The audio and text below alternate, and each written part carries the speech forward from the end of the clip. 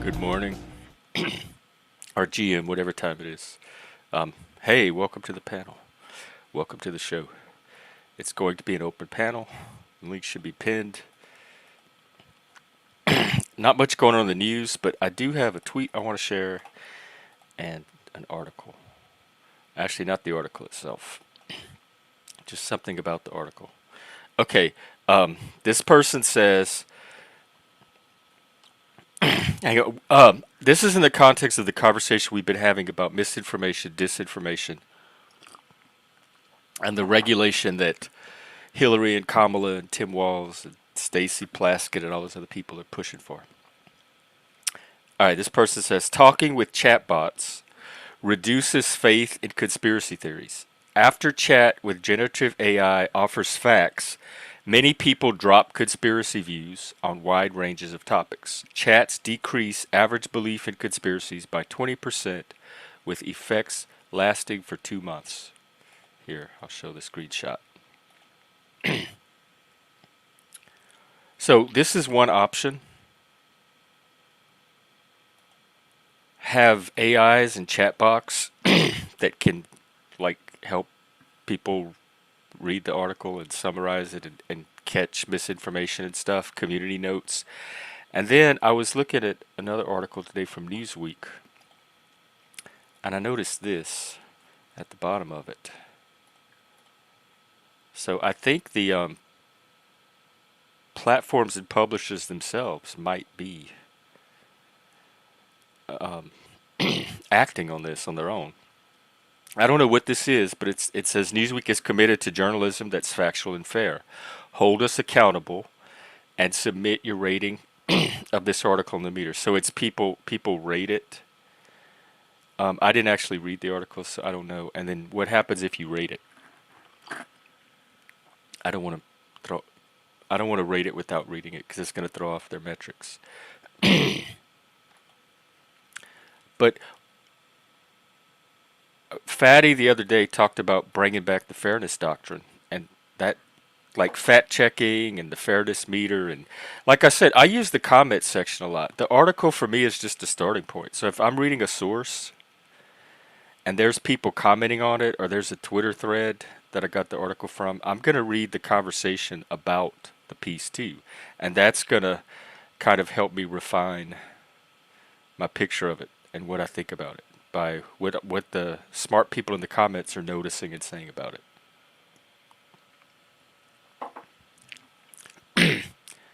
I don't know if there was ever a time where we had like truth, and then the news anchor at 10 or whatever reported the truth, the facts. Like it was all.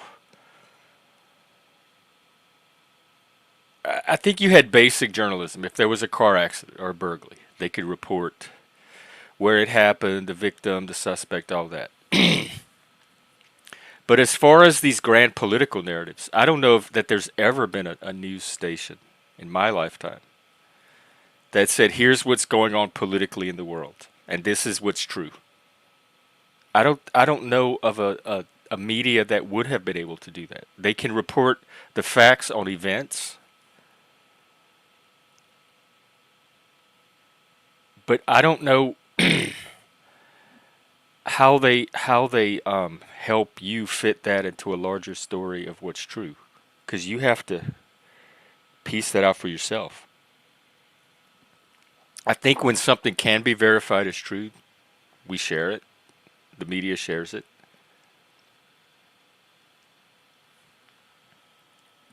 Let's see, isn't it odd?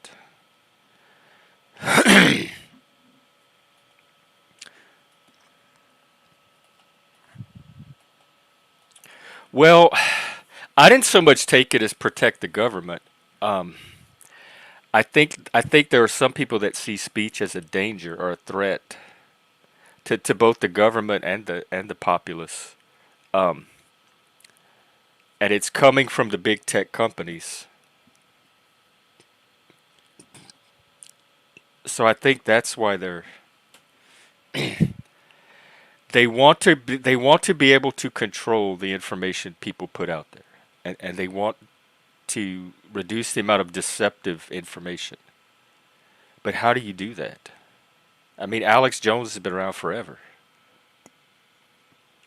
The National Enquirer, the Weekly World News. How do you do that? How do you suddenly outlaw people telling wild stories that they may even believe in without getting into thought policing, speech policing?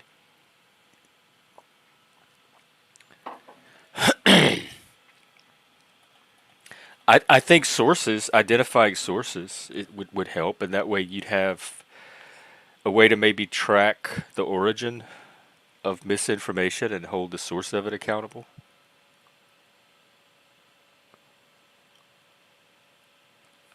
Like, didn't they do that with a bunch of Russian bots recently?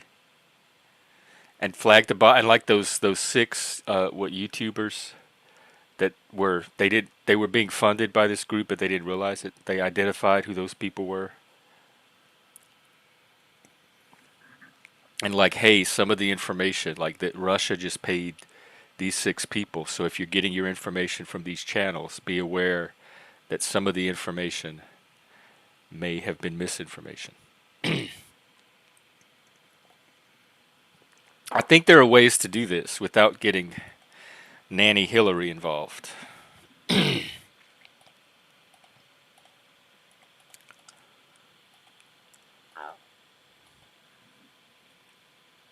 Because I do want I do like our free speech and I want to keep it where it is. I don't want people policing my content to determine if it's true or not. If we could do that, we would have done it by now. We would have had less con artists and frauds and like those kind of crimes. They would have already been reduced because we would have been able to like separate lies from fiction and stop people from spreading lies. As it is now, we address it after they get caught, we address it at the consequence level. If the lies cause consequences, then they could be liable for the results of those lies. But I don't know how we stop people from lying, even unknowingly, without encroaching on speech and thinking. Because it's one thing, free speech and free expression, I mean, free thought are the same thing, because I process out loud. And it helps me to process with other people. So my speaking is part of my thinking. It extends and expands my thinking. So when you fuck with my speech, it's like mental. You're trying to mentally. There's certain things you don't want me to think. And I mentioned one of the satanic tenets that I found attractive when I was looking at Satanism at first. The freedom of others should be respected. Oh wait, that's not the one. Including the freedom to offend, to willfully and unjustly encroach upon the freedoms of another is to forgo one's own. So yes, that was the main one. I do believe in the freedom to offend, because when we lose that freedom, we all lose it. But the one I was looking for is one's body is inviolable, subject to one's own will alone. And I would extend that to speech.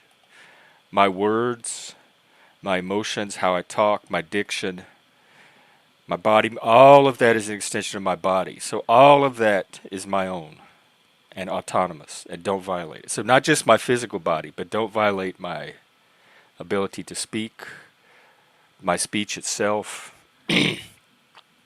my emotional level, any of that. That is all violating my body, my bodily autonomy.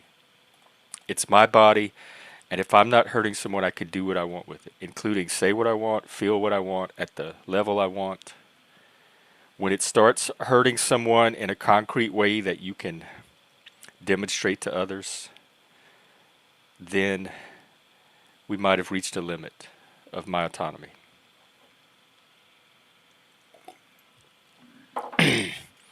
In fact, I was going to I want to talk to the AI some more about this psychological harm concept.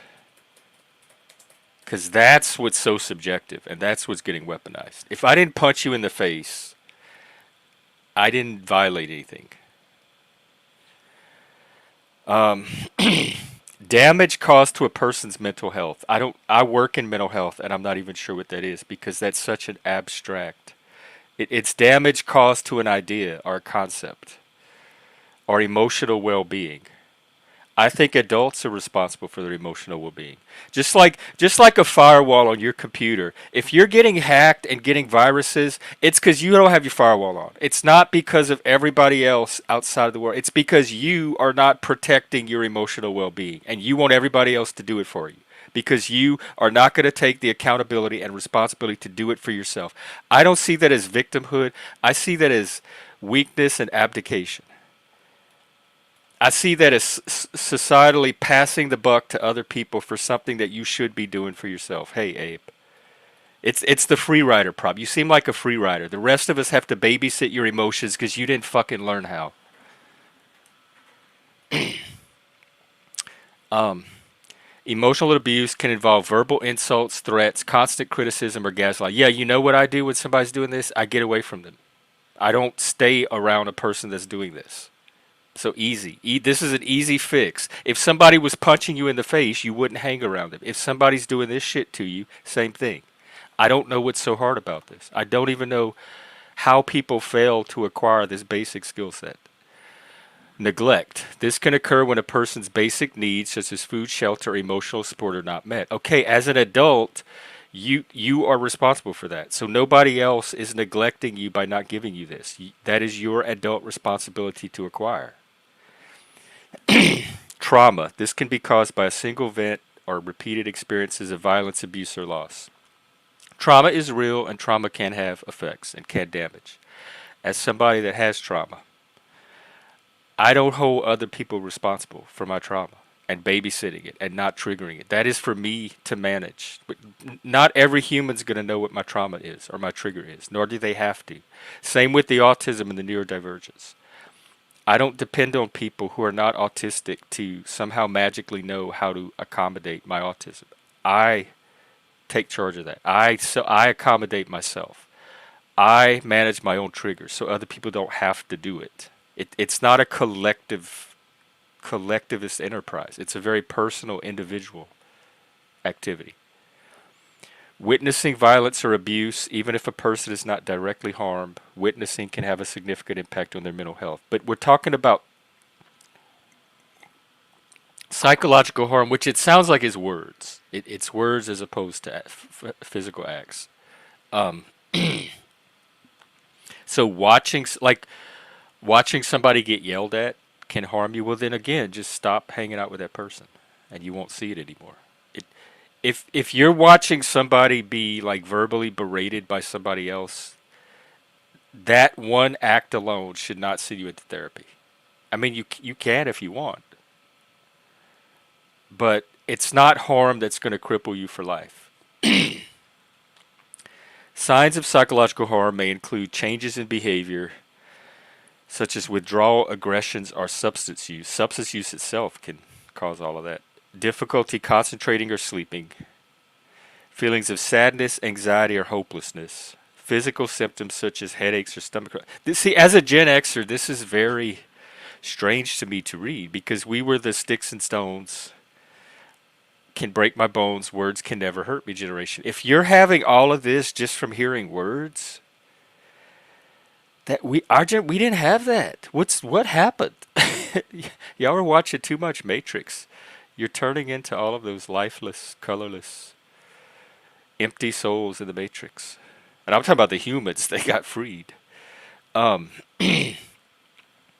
what's wrong with y'all that words are doing this to you? Now I can understand words like "you're fired" or "I want a divorce" or stuff like that. But that's those are also acts and events. So just somebody being mean to you or being unpleasant. I remember growing up, like the reputation New Yorkers had for being rude.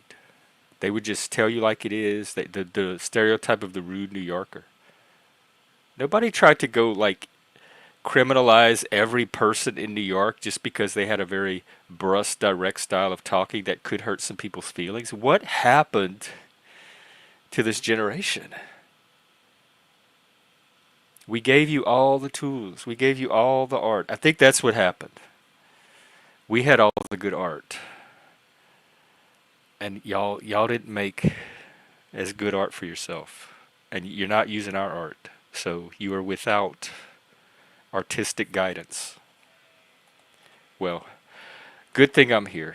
That's what I can help with. In fact, we're going to be watching 12 Monkeys today. That's the one. I want to contrast it with The Matrix because the whole time I was watching The Matrix, I'm like, what? 12 Monkeys illustrates this so much better. Why aren't millennials as drawn to that one as the Gen Xers were instead of this Matrix one? Um, Not that it's I like 12 Monkeys. It's one of my favorite sci-fi movies. Not that it's an improvement in every way. Terry Gilliam's characterization can still be a little like two-dimensional and cartoonish. You're not going to get like real in-depth character studies of these people, but the same themes are there, like reality, conspiracy, mental illness, what's real, what's not real, that kind of stuff. I'm not worried about you, Ricardo. You know why? Because you're a musician. And I know musicians know how to process their emotions.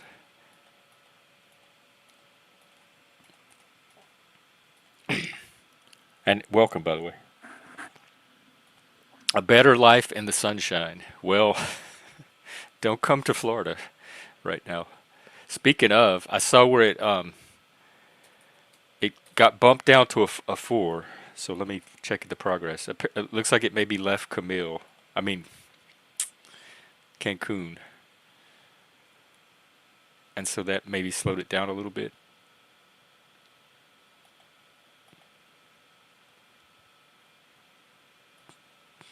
Here, I'll show you this photo. I don't know how recent this is, but see, 4, and oh, it might even land as a 3, and then wash over Florida back into the Atlantic.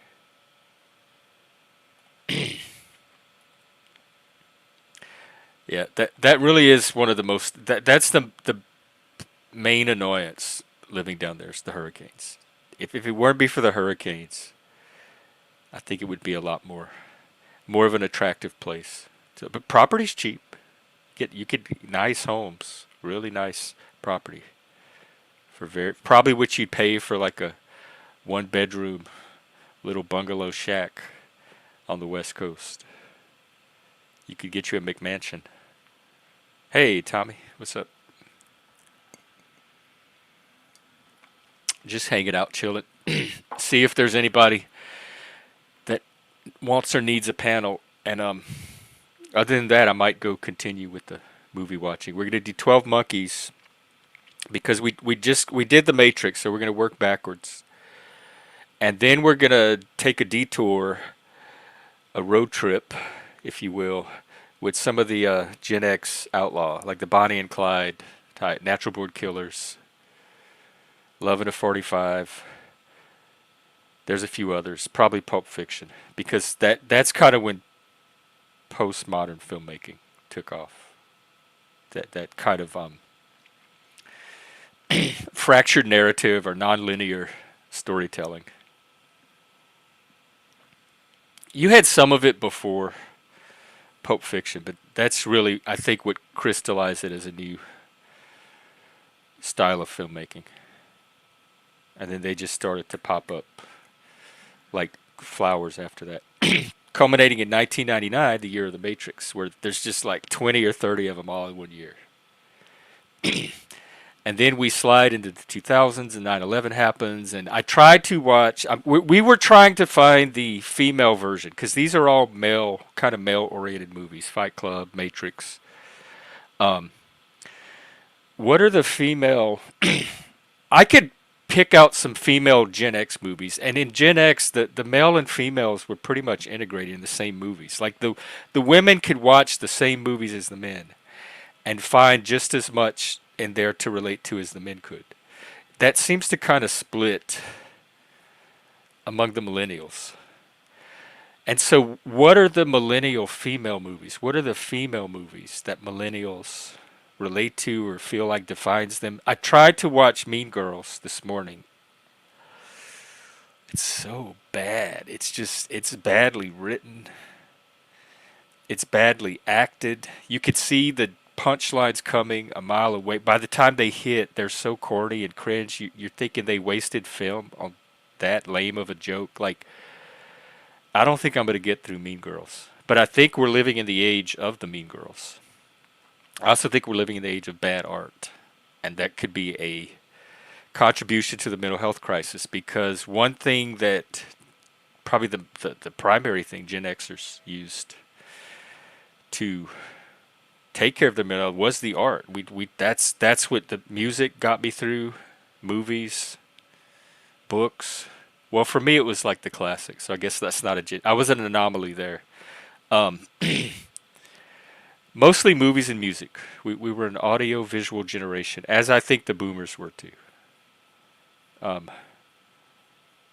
Kind of a literary culture.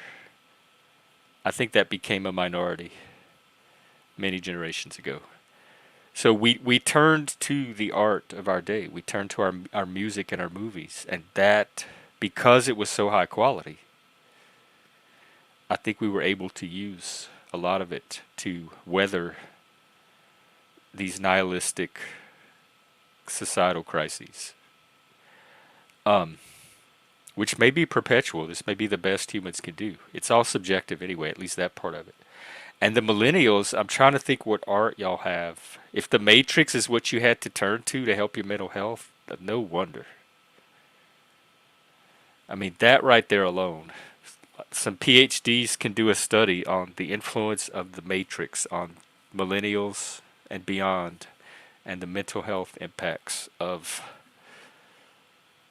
such a such an influence, such a reliance on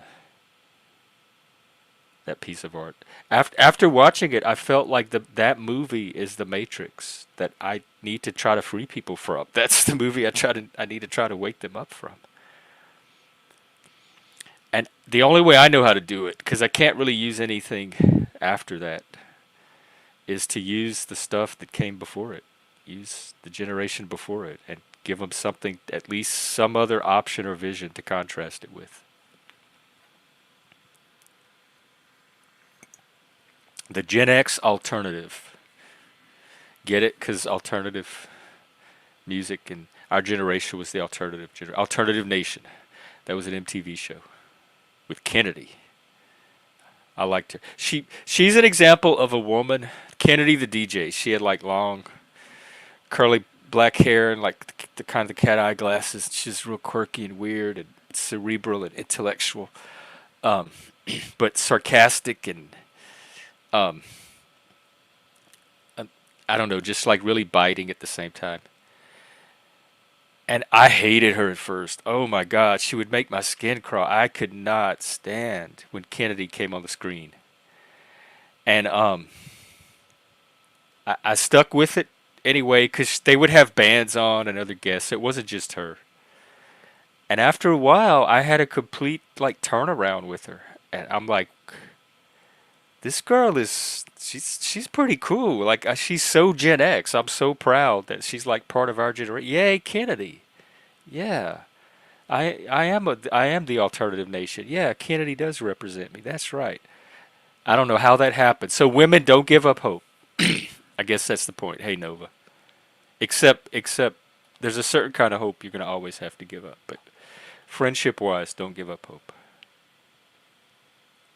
Oh, I hope they do. I count on it because I love the music that comes from it. Like that's why I think the leftists, the angry, hateful, Antifa, anarch leftists, make the best rock music. All the music I listened to growing up, those were the writers and thinkers that informed their political vision. Glenn Branca, the guy, I played a little clip of his interview yesterday. He's like a not only a musical god to me. He was the father of Sonic Youth and Swans and all the bands that made me. But he's a just as a cultural figure, not even musician wise. You probably can't get any higher on a pedestal, for me personally, than Glenn Branca. And he's an anarchist. He named some of his pieces in honor of.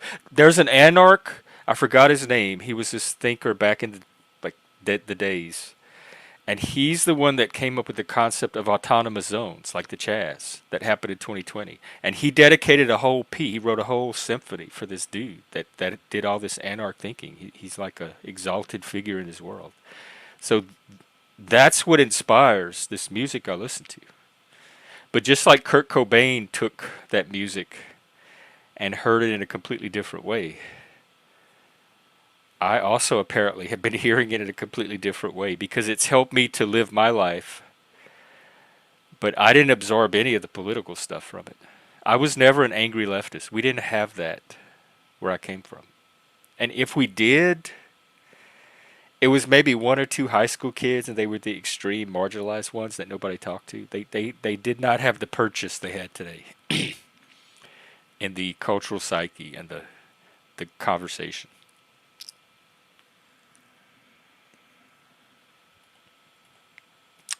All right, you're kidding me. That's a joke, right? Like Gen X is we're the new right wing now because the progressive left has gotten so crazy extreme. Whatever happened to Kennedy? Oh my God, is that really her? Fuck. I can't play a clip, can I?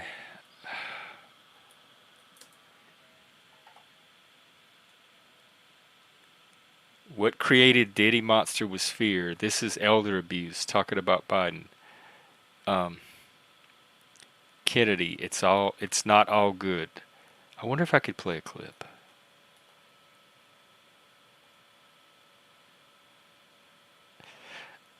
Oh my God, I played like 4 seconds of it. She is already so cringe. She reminds me of Colbert. Remember Colbert after they took him in the hostage room and got him like realigned to the new political narrative? And then suddenly he was no longer funny anymore. He was so cringe. The same guy that had all this biting political satire was suddenly like what John Stewart too. It looks like that happened to Kennedy. It's canned, it's scripted, it doesn't have any of her like rebellious pizzazz. She's like a talking head, and I hate her dress. Oh, I can't watch this. How Gen X has fallen. What happened to us? Well, Lord, that really brought my day down, internet. Thank you for that. But it's something I needed to face. Our, I don't even know, like, politically, is Gen X even relevant? Because, like, even within the Gen X generation, even with our generation, it seems like the Gen X women and some of the Gen X left are woke, and some of us are not. So, like, wokeness is even splitting our generation. I thought we would be more immune to it. I don't know. I would like to hear from some Gen X women and or leftists or wokesters as to why growing up Gen X took them in that direction instead of the direction it took so many of us, which was a reaction to it. That kind of helicoptering, nannyism, social engineering, collectivism, that seems so antithetical to the essence of Gen X. So if there are any Gen Xers that have found their way to the left, I'm very interested in hearing your journey.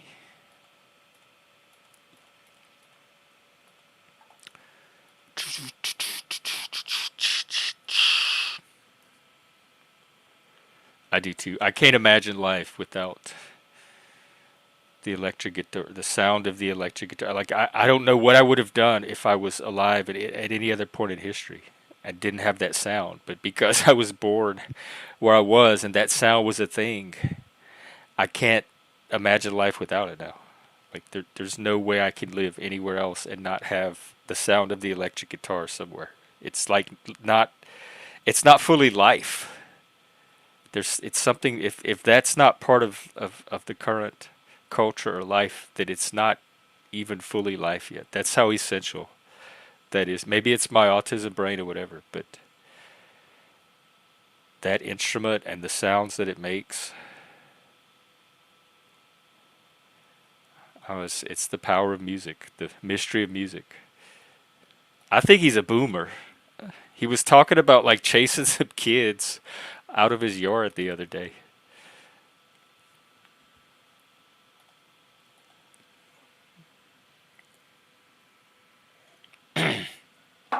Well, speaking of Gen X, I did about half an hour, and that's kind of my practice. I do about half an hour of monologue, um, mostly out of courtesy to all of you. And then if a panel doesn't open up, then I just come back at another time.